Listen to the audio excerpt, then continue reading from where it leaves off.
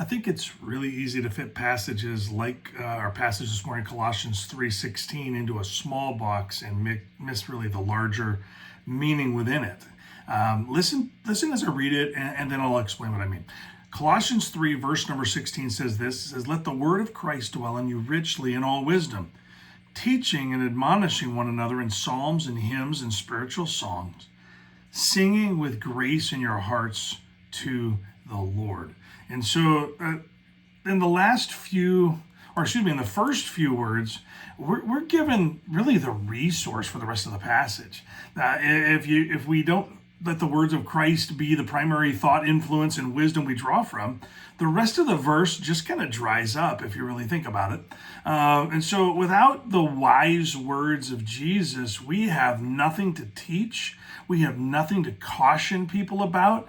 It's Christ's likeness that is our goal. And so it makes sense that his words, his wisdom, be the resource that helps us with this, or helps others from our words. Listen, but there's more.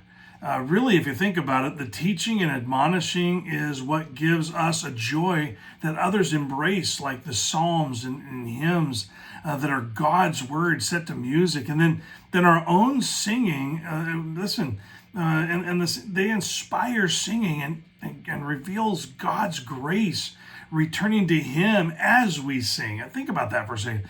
As we teach, as we share what the Lord has done in us, we're returning grace to him.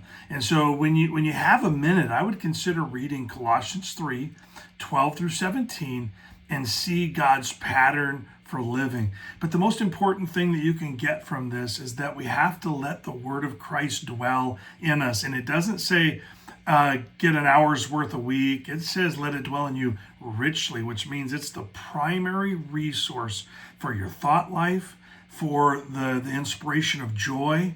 It even causes, when you recognize the depth of God's word, it causes a song to be in your heart. Have you met that person that either has like a skip in their step or a song in their heart? There's just something that's creating a smile and a joy. And maybe it's not that they're singing out. Maybe they can't carry a tune, so they don't sing, but they teach and they even caution and correct you in a way that expresses a great deal of joy and passion for the Lord. It's that letting the word of Christ dwell in you richly with all wisdom so that we have something to give to others. Hope that helps. Enjoy a great rest of your day.